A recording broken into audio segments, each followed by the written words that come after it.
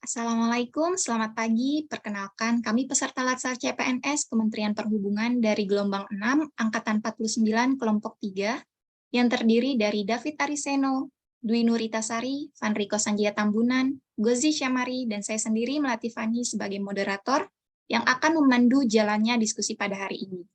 Tema diskusi hari ini yaitu netralitas dan stereotype ASN, digital talent, sistem merit, dan kami bukan ASN parasit. Saat ini, banyak kalangan ASN yang masih salah paradigma dalam memahami prinsip netralitas ASN. Bapak Gozi dapat dijelaskan konsep netralitas ASN yang benar itu seperti apa? Baik, terima kasih Ibu Fani. Kali ini saya akan menjelaskan bagaimana netralitas ASN itu. Di mana di pasal 2 Undang-Undang Nomor 5 Tahun 2014 yang dimaksud dengan asas netralitas adalah bahwa setiap pegawai ASN tidak berpihak dari segala bentuk pengaruh manapun dan tidak memihak kepada kepentingan siapapun. Asas netralitas ASN itu ada bebas dari konflik kepentingan, ada bebas intervensi dari siapapun, bebas pengaruh dari siapapun, tidak memihak, dan objektif. Lalu mengapa ASN harus netral? Yang pertama, sesuai dengan peraturan undang-undangan, ASN sejak diangkat sebagai PNS harus taat melaksanakan segala peraturan perundang-undangan.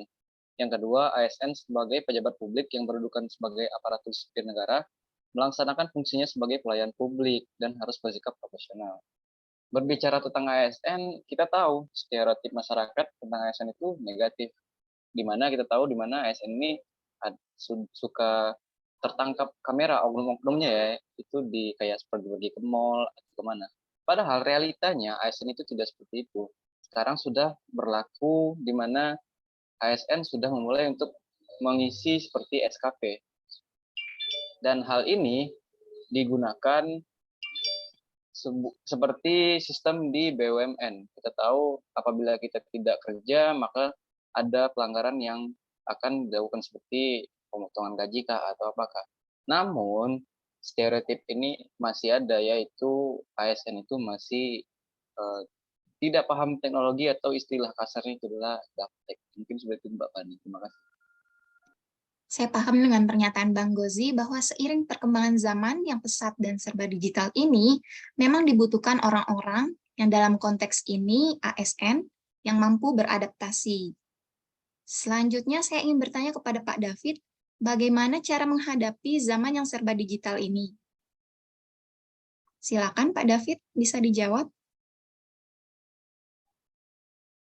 Baik, terima kasih Bu Fani. Saya akan coba menjawab.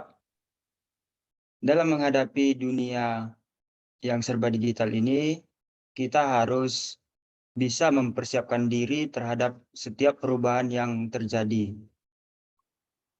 Kita harus mampu beradaptasi dan harus mampu mengoperasikan mengenai digital. Sekarang kita membahas tentang literasi digital. Kita harus menerapkan dan apa yang telah kita terapkan itu dapat mempermudah pekerjaan kita sehari-hari.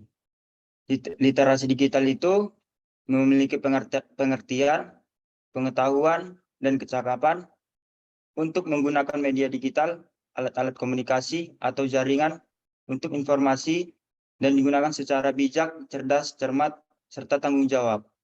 Untuk literasi digital itu sendiri memiliki 4 pilar. Yang pertama, digital skill.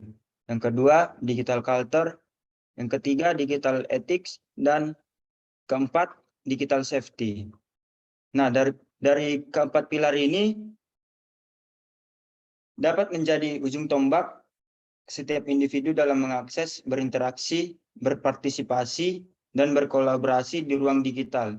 Sehingga media digital benar-benar bisa dimanfaatkan secara kolektif untuk hal-hal positif.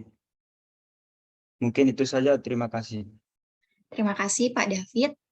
Saya ingin beralih ke Bu Dwi. Untuk menghadapi era yang digital ini dapat dibantu dengan sistem merit. Ibu bisa dijelaskan sistem merit itu apa dan bagaimana penerapan sistem merit dalam pengelolaan SDM di era digital ini? Silakan dijawab Ibu-Ibu. Baik, Ibu Fani, sebelumnya saya akan menjelaskan terlebih dahulu mengenai pengertian dari sistem merit tersebut. Sistem merit merupakan kebijakan dan manajemen ASN yang berdasarkan pada kualifikasi, kompetensi, dan kinerja secara adil dan wajar dengan tanpa membedakan latar belakang politik, ras, warna kulit, agama, asal-usul, jenis kelamin, status pernikahan, umur, atau kondisi fisik. Nah, pelaksanaan sistem merit dalam ASN tersebut terbagi menjadi dua. Yang pertama ada perencanaan dan yang kedua ada monitoring, penilaian, dan pengembangan. Di mana perencanaan tersebut terdapat 3 tahap. Yang pertama perencanaan kebutuhan pegawai, pegawai ASN terpilih, pegawai ditempatkan sesuai dengan perencanaannya. Dan untuk yang kedua, monitoring, penilaian, dan pengembangan terbagi menjadi 5. Yang pertama, pangkat dan jabatan. Kedua, pengembangan karir. Ketiga, mutasi pegawai. Keempat, penilaian kinerja. Kelima, promosi pegawai. Mungkin itu Ibu Fani yang dapat saya sampaikan. Terima kasih atas penjelasan dari Bapak dan Ibu narasumber. Penjelasan tadi bertujuan agar kita tidak menjadi ASN parasit. Terakhir, Bapak Vanriko, mohon dijelaskan apa yang dimaksud ASN parasit dan bagaimana cara agar kita tidak dilabeli sebagai ASN parasit. Baik, terima kasih, Bu. Jadi sesuai dengan pengertian kata parasit, yang kita tahu adalah makhluk hidup yang bergantung pada makhluk hidup lainnya yang menggerogoti dan tidak memberi manfaat apapun, justru merugikan pada induk atau inangnya. Dalam hal ini, induk atau inangnya adalah organisasi atau Kementerian Perhubungan. Lalu bagaimana gambaran PNS yang parasit itu? Menurut saya dapat dilihat dari kinerja PNS itu sendiri. Misalnya kerja seadanya, seperti tidak ada motivasi, cukup absen datang ke kantor, lalu nunggu absen pulang. Atau kerjanya kurang profesional, melayani masyarakat tidak sepenuh hati, atau bahkan ada yang lebih fatal, tidak sesuai dengan nilai-nilai ASN seperti KKN, penyalahgunaan narkoba, penyalahgunaan wewenang dan kekuasaan. Lalu bagaimana untuk mencegahnya? Mungkin kita dapat mengingatkan kembali dan menanamkan nilai dasar berakhlak pada PNS di lingkungan kerja. Bisa juga dengan meningkatkan motivasi kerja PNS, diberikan reward agar dia termotivasi untuk melakukan kerja yang lebih baik. Juga instansi harusnya memberi sanksi yang tegas dan jelas dengan adil dan tidak membeda-bedakan pada PNS yang melanggar aturan. Seperti itu. Terima kasih Pak Vanriko, Pak David, Pak Gozi, dan Bu Dwi atas pemaparan materinya.